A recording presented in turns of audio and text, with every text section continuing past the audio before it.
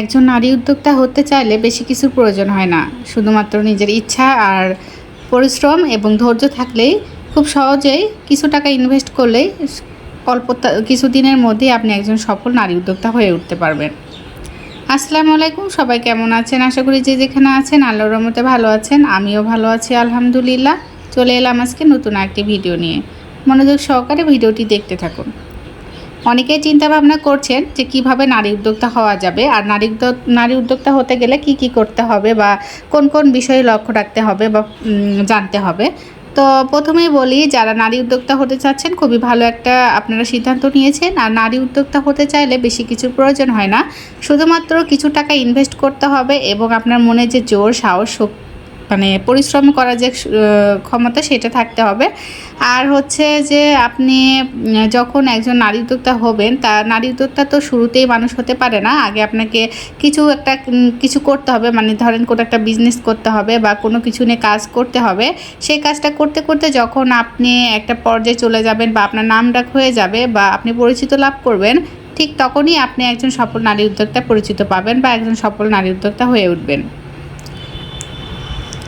তো কীভাবে নারী উদ্যোক্তা হবেন সেটাই আমি এখন আপনাদেরকে বলি। যে আপনি ধরেন কিছু সেলাই ড্রেস তৈরি করলেন বা হাতে কাজে কিছু ড্রেস তৈরি করলেন।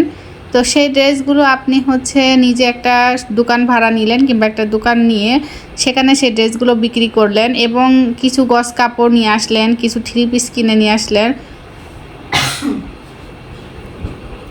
সেগুলো নিয়ে এসে আপনি দোকানে সেল করতে থাকলেন। অফলাইনে কিংবা অনলাইনে দুইভাবেই সেল করা যায়।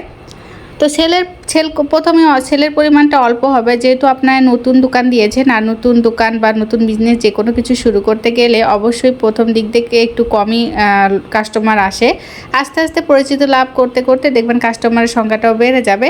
আর তখন আপনার পুঁজিটাও আরও বেশি বেড়ে যাবে এবং আপনি তখন আরও বেশি পরিমাণে মাল আপনাকে কিনতে হবে বা তৈরি করতে হবে।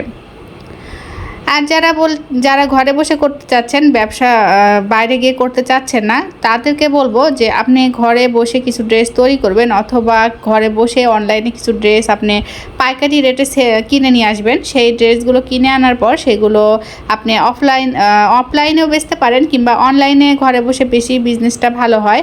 আপনি অনলাইনে ড্রেসগুলোর ছবি উঠে ফেসবুক পেজে আপলোড করবেন এবং সেখানে আপনি হোয়াটসঅ্যাপ নাম্বার, ইমো নাম্বার দিয়ে রাখবেন। যে সেই ড্রেসগুলো যে কাস্টমারদের পছন্দ হবে, ওনারা আপনাকে হোয়াটসঅ্যাপে, ইমোতে নক করবে এবং তাদের ঠিকানা অনুযায়ী আপনাকে সেই ড্রেসগুলো কুরিয়ার মাধ্যমে পাঠিয়ে দিতে হবে। এভাবে একটা দুইটা করে আপনার কাস্টমার বেড়ে যাবে। আর এভাবে কিন্তু ঘরে বসে আপনি বিজনেস করতে পারেন। আবার অনেকে হয়তো ভাবছেন যে আপনাদের পুঁজি কম বা আপনাদের হাতে ওরকম টাকা নেই যে আপনারা ড্রেস কিনে নিয়ে এসে সেগুলো আবার সেল করবেন। সেরকম যদি কারো পুঁজি না থাকে, তাহলে আপনাদের ঘরে যদি কোনো সেলাই মেশিন থাকে, সেই সেলাই মেশিনটাকেও আপনারা কাজে লাগিয়ে কিন্তু একজন মাস শেষে ইনকাম করতে পারেন অথবা নারী উদ্যোক্তা হয়ে উঠতে পারেন।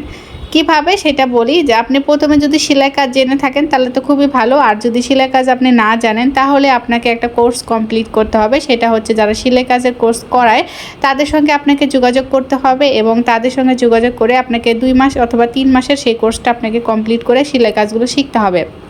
অথবা সেই সুযোগটাও যদি কারো না থাকে, তাহলে ইউটিউবে যাবেন। ইউটিউবে গিয়ে আপনি সেলাইয়ের যে যত রকমের কাজ আছে সেগুলো আপনি ইউটিউবে গিয়েও শিখতে পারবেন। এভাবে আপনি কাজ যখন পুরোপুরিভাবে শিখে যাবেন, তখন আপনি আশেপাশের মানুষদেরকে জানাবেন যে আপনি সেলাই কাজ করেন কিংবা আপনি অর্ডারি কাজ করতে চাচ্ছেন। দেখবেন তারা আপনার কাছে প্রথম দিক থেকে, আপনি যদি অল্প মজুরি নেন এবং কাজ যদি ফিনিশিং ভালো করেন, তাহলে কিন্তু আস্তে আস্তে পাড়া প্রতিবেশী সবাই কিন্তু আপনার কাছে কাপড় বানাতে আসবে। আর এইভাবে কিন্তু 1-2 বছরের মধ্যে কিন্তু আপনি পরিচিতি লাভ করবেন এবং আপনার কিন্তু কাস্টমার তখন বেড়ে যাবে। তো এইভাবেই সেলাই কাজ করেও কিন্তু আপনি মাস শেষে ইনকাম করতে পারবেন, সেটা ঘরে বসে। আর ঘরে বসে ইনকাম করাটা খুবই সহজ একটা কাজ, কারণ ঘরের কাজগুলোও করা যায় এবং ইনকামের কাজগুলোও করা যায়। আর বাইরে যারা ইনকাম করতে চাচ্ছেন তাদেরকে একটু কষ্ট করতে হয়। কী কারণে ঘরের সংসারের সমস্ত কাজ করে তারপরে বাইরে যেতে হয়, তো এটা একটু টাফ হয়ে যায়। তারপরেও মেয়েরা চাইলে সবই করতে পারে, তাদের কাছে কোনো কিছুই ব্যাপার না। আসলে যে না রাধে সে চুলো বাঁধে কথায় আছে। তো সেই কারণেই বলবো, আপনারা চেষ্টা করে কিছুদিন একটু কষ্ট করে যাবেন, তারপরে দেখবেন সাফল্য আপনার নিকটে চলে আসবে এবং আস্তে আস্তে আপনি একজন নারী উদ্যোক্তা হয়ে উঠবেন।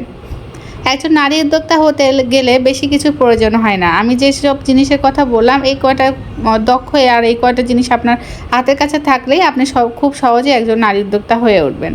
আর বিজনেসটা মেয়েদের জন্য মূলত কাপড়ের বিজনেসটা খুবই ভালো। তাছাড়াও আপনারা আরেকটা কাজ করতে পারেন, যাদের পার্লারের ট্রেনিং দেওয়া আছে তারা কিন্তু বাড়িতে পার্লার খুলতে পারেন।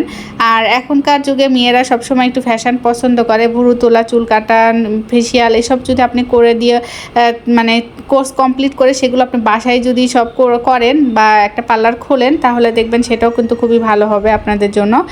আর এছাড়াও হাতের কাজ করে ড্রেস যারা তৈরি করছেন সেই ড্রেসগুলো কিন্তু বিভিন্ন দোকানে গিয়ে বিক্রি করবেন, কিংবা নিজে একটা দোকান নিয়ে সেখানে সেই ড্রেসগুলো উঠাবেন। এভাবেও একজন নারী উদ্যোক্তা হওয়া যায়। ইচ্ছা যদি থাকে তাহলে সবই সম্ভব। মেন হচ্ছে আপনার ইচ্ছা থাকতে হবে এবং আপনার কাজের যে ধৈর্য সবথেকে বেশি কথা, ধৈর্য আপনাকে 100-তে 100 না, ধৈর্য 100-তে 200% থাকতে হবে। মানে ধৈর্য ধারণ করতেই হবে আপনাকে। আর 1-2 বছর অবশ্যই ধৈর্য ধারণ করতে হবে, তাহলেই কিন্তু আপনি সাফল্য অর্জন করতে পারবেন। তো যাই হোক, অনেক কথাই বলে ফেললাম। যারা এতক্ষণ ধরে আমার ভিডিওটি দেখছেন তারা প্লিজ আমার ভিডিওতে লাইক করে দিবেন আর আমার চ্যানেলটি সাবস্ক্রাইব করে আমার পাশে থাকবেন। যারা অলরেডি কাজটি করে দিয়েছেন তাদেরকে অসংখ্য ধন্যবাদ। আপনাদের সঙ্গে কথা বলতে বলতে আমি এদিকে একটা প্যান্ট কাটিং পায়জামা সেলাই করলাম। এই প্যান্ট কাটিং পায়জামাটা কিন্তু কুচি দিয়ে তৈরি করেছি। এটা খুবই সুন্দর লাগছে দেখতে। তো সবাই ভালো থাকবেন, সুস্থ থাকবেন সেই কামনায়। আল্লাহ হাফেজ।